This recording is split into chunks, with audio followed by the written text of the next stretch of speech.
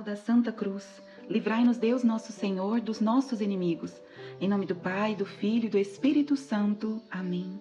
Vinde, Espírito Santo, enchei os corações dos vossos fiéis e acendei neles o fogo do vosso amor. Enviai o vosso Espírito, Senhor, e tudo será criado, e renovareis a face da terra.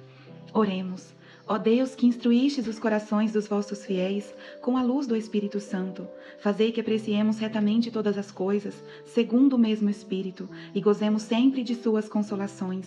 Por Cristo, Senhor nosso. Amém. Ó Maria concebida sem pecado, rogai por nós que recorremos a vós. Evangelho de São João, capítulo 18, versículos de 12 a 27. Então a corte, o tribuno e os guardas dos judeus prenderam Jesus e o ataram. Conduziram-no primeiro a Anás, por ser sogro de Caifás, que era o sumo sacerdote daquele ano. Caifás fora quem dera aos judeus o conselho: convém que um só homem morra em lugar do povo. Simão Pedro seguia Jesus e mais outro discípulo. Este discípulo era conhecido do sumo sacerdote e entrou com Jesus no pátio da casa do sumo sacerdote. Porém, Pedro ficou de fora à porta. Mas o outro discípulo, que era conhecido do sumo sacerdote, saiu e falou à porteira, e esta deixou Pedro entrar. A porteira perguntou a Pedro: não és acaso também tu dos discípulos desse homem? Não o sou, respondeu ele. Os servos e os guardas acenderam um fogo, porque fazia frio, e se aqueciam. Com eles estava também Pedro de pé, aquecendo-se. O sumo sacerdote indagou de Jesus acerca dos seus discípulos e da sua doutrina. Jesus respondeu-lhe: falei publicamente ao mundo. Ensinei na sinagoga e no templo, onde se reúnem os judeus, e nada falei às ocultas. Por que me perguntas? Pergunta a aqueles que ouviram o que lhes disse. Eles sabem o que ensinei. A estas palavras, um dos guardas presentes deu uma bofetada em Jesus, dizendo: é assim que respondes ao sumo sacerdote? Replicou-lhe Jesus: se falei mal, prova-o, mas se falei bem, por que me bates? Anás enviou o preso ao sumo sacerdote Caifás. Simão Pedro estava lá se aquecendo. Perguntaram-lhe: não és porventura também tu dos seus discípulos? Negou-o, dizendo: não. Disse-lhe um dos servos do sumo sacerdote, parente daquele a quem Pedro cortara a orelha: não te vi eu com ele no horto? Mas Pedro negou outra vez, e imediatamente o galo cantou. Palavra da salvação. Glória a vós, Senhor. Meus irmãos, na palavra de hoje, eu não encontrei promessas, ordens ou princípios eternos.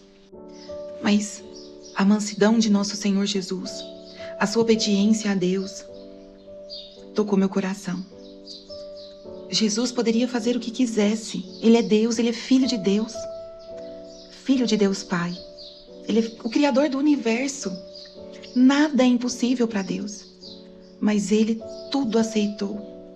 Ele aceitou as bofetadas. Ele aceitou ser atado. E ele aceitou ser conduzido. Ele aceitou as cusparadas, as chicoteadas. Ele aceitou a coroa de espinhos. Ele aceitou que aqueles espinhos perfurassem a sua cabeça, fazendo aquele sangue todo fluir e escorrer. Ele aceitou ser despido. Ele aceitou carregar a cruz pesada em seus ombros, fazendo aqueles ombros preciosíssimos do nosso Deus serem esmagados de tal forma que a pele se soltasse daquele lugar. É uma ferida aberta muito grande, a do ombro que carregou a cruz. Ele aceitou ser crucificado. No livro de Ana Catarina Emmerich, que até o Mel Gibson leu e se baseou para fazer o filme A Paixão de Cristo, ela diz que Jesus, chegando no lugar, ele não foi jogado na cruz, ele não tentou fugir, ele sentou na cruz e deitou. A mansidão de nosso Senhor, meus irmãos, tudo por amor a nós. É um amor tão grande que a gente não consegue imaginar, porque nós somos fracos demais. Fracos no amor, fracos na mansidão, fracos na obediência. Mas nosso Deus não, ele aceitou. E vocês sabem, meus irmãos, por que ele aceitou? Porque ele nos ama, sim. Mas Deus, muitas vezes eu já me perguntei, mas se Deus é Deus, por que ele não simplesmente falou, tá perdoado? Pronto. Ele não, Se ele quisesse, né, ele poderia fazer assim, ele não precisava morrer. Mas sabe por que ele fez isso? Porque a justiça de Deus é perfeita. Da mesma forma que o amor de Deus é perfeito, a justiça é perfeita. Deus é perfeito em tudo. E o pecado tem preço, meus irmãos. O pecado original, o pecado da humanidade, ele precisava ser pago. E o preço dele foi o sangue de Jesus, o sangue do Cordeiro de Deus, que tira os pecados do mundo. Jesus, com o seu sacrifício, ele rompeu o véu do templo, ou seja, ele abriu novamente as portas do céu para nós, povo eleito. E como Jesus dizia a todos que ele curava, vai e não peques mais, para que não lhe aconteça coisa pior. Ou seja, Jesus nos perdoou, mas nós temos que viver uma vida com a dignidade de filhos de Deus, com a dignidade de pessoas que amam a Deus e que não quer nunca mais pecar, não quer mais ofender a Deus. Porque quando Jesus diz, vai, não peques mais para que não lhe aconteça coisa pior, a coisa pior, meus irmãos, é perder o céu, é ter a morte eterna. Essa não tem volta. Deus, ele nos ama, mas o nosso julgamento será com justiça. E a justiça de Deus é tão perfeita que Jesus morreu na cruz. Ai de nós se vivermos uma vida mundana. Ai de nós se não vivermos os sacramentos da igreja. Ai de nós. Nós vamos ver a justiça de Deus e ela é perfeita. Ai de nós se nós esquecermos disso. Ai de nós. Nós, se não nos cuidarmos, se não seguirmos Jesus, se não carregarmos a nossa cruz diária com amor a Deus, se nós não vivermos com a dignidade de filhos de Deus, nós vamos perder o céu. Nós vamos perder a nossa morada eterna, o lugar que Jesus pagou para nós com o preço de seu sangue preciosíssimo. Não sejamos bobos. Não percamos o céu por lixo, porque tudo que o mundo oferece é lixo perto do céu. É lixo. Prazer carnal, prazer no alimento de forma desordenada, porque Deus quer que a gente tenha o prazer em alimentar bem. Por isso que ele fez alimento tão variado e tão gostoso. Mas nós temos que amar mais a Deus do que ao alimento. Tudo que é desordenado é pecado. Tudo que não é feito do jeito certo é pecado. Eu estava pensando, eu tenho problema na tireoide. A minha tireoide, ela funciona menos do que o normal. Então, eu tenho hipotireoidismo.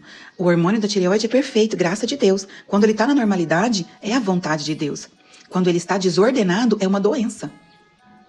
Quando ele está menos, hipotireoidismo. Quando ele está elevado, hipertireoidismo. Nenhuma das duas desordenações é boa. E assim é com tudo que Deus criou. Deus criou o sexo dentro do casamento, ordenado. Aí ele é lindo. Então ele é perfeito, mas o sexo desordenado, fora do casamento, fora do sacramento do matrimônio, o sexo que você faz com a namorada ou, né, com ficantes, esse é pecado e pecado mortal. Se você morrer fazendo isso, é inferno, não tem volta. Meus irmãos, Deus fez tudo para ser do jeito certo.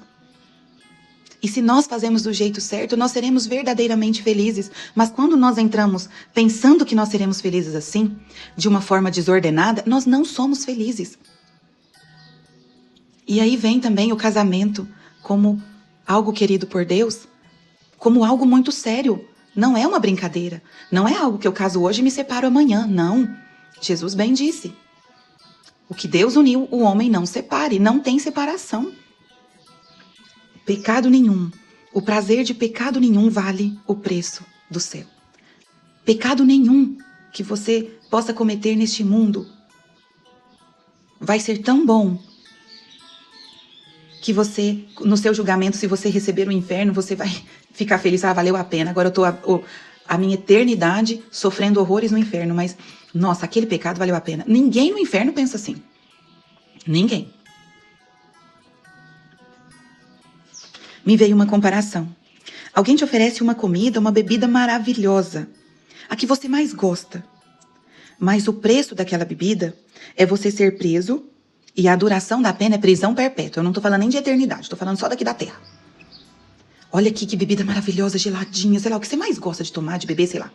Só que depois que você comer, você vai ficar preso em prisão perpétua por resto da sua vida. Você comeria? Você beberia? Não, tá louco? Ô louco, eu não quero isso não. Por que tem hora que a gente pensa, e eu tô falando, gente, isso é uma comparação que chega a ser esdrúxula. Porque o inferno é pra sempre e você tá ali sofrendo muito mais do que numa prisão perpétua. Mas aqui a gente enxerga a prisão perpétua. E o inimigo de Deus, ele faz de tudo pra gente esquecer que o inferno existe. É por isso que a gente muitas vezes não pensa. Mas, meus irmãos, ele existe, ele é real. E para nós não irmos lá, Jesus sofreu horrores. Nós não podemos cair nessa armadilha do demônio. Preferir pensar que a prisão perpétua não existe, focar apenas nos minutos que está comendo aquela comida ou aquela bebida maravilhosa. A gente não pode olhar só o prazer momentâneo e tapar os olhos para a realidade que nos espera. Não podemos cair nessa armadilha, meus irmãos. Peçamos todos os dias o Espírito Santo, peçamos a ajuda da nossa Mãe do Céu, peçamos a ajuda do nosso anjo da guarda, para que nos mostre o caminho, nos ensine o que é certo. Meus irmãos, esse é o momento especial nosso com Deus. Qual que é a mensagem de Deus para mim hoje? O que o Senhor quer de mim? É pessoal, meu irmão e minha irmã. A palavra de Deus, ela nos toca pessoalmente onde nós mais precisamos mudar. O que Deus quer de mim com a palavra de hoje? O Senhor quer que eu mude. Nosso momento, meu irmão e minha irmã. Para, pensa, fecha os olhos. Depois que nós escutamos a vontade de Deus na nossa vida, é momento de refletirmos o que fazer. Qual é a ação que eu vou tomar? O que eu posso mudar? Aonde eu posso mudar? Que ação concreta eu posso fazer no dia de hoje e a partir de hoje na minha vida para chegar àquilo que Deus quer de mim?